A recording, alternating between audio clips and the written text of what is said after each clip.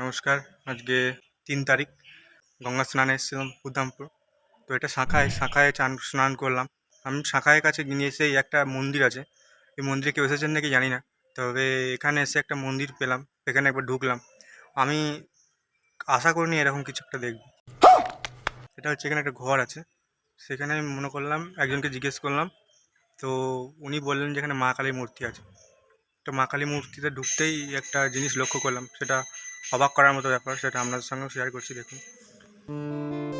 প্রথমেই দেখবেন এসে ঢুকে এটা মা কালীর মূর্তি। এখানে রামকৃষ্ণদেব এবং আমাদের বিবেকানন্দও আছে। তো এটা দেখার পরেই ঘরে খুব একটা কিছু লক্ষ্য করবেন না, ফাঁকা মনে হবে। কিন্তু দেখুন এই জায়গাটায় দেখুন লেখা আছে শ্রীকৃষ্ণ এবং তার একটা ছবি আছে। এখানে লেখা আছে শ্রীরাম এবং তার নিচেও একটা রামদেব বলছি, সরি রাম, ভগবান রামের একটা ছবি দেওয়া আছে। এবং এখানে দেখুন যীশুখ্রিস্ট লেখা আছে, তার নিচেও যীশুখ্রিস্টের একটা পুরুষের বৃদ্ধ ছবি দেওয়া আছে।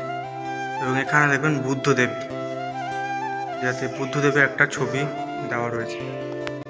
এর থেকে এটাই প্রমাণিত হয়, এই পরিবেশ শেয়ার করছে যে আমরা একটাই মানুষ এবং মানুষ ছাড়া কোনো পরিচয় আমাদের নেই। আমরা আমাদের হিন্দু, মুসলিম, খ্রিস্টান, বৌদ্ধ, জৈন, এটা কোনো পরিচয় না, পরিচয় আমরা মানুষ।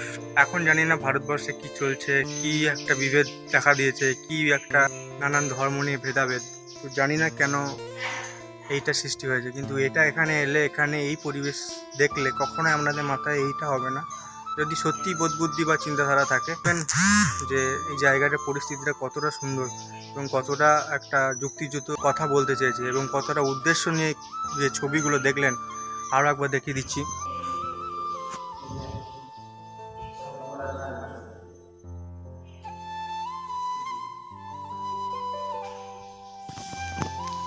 তো আমাদের একটাই পরিচয় হওয়া দরকার, যে আমরা মানুষ।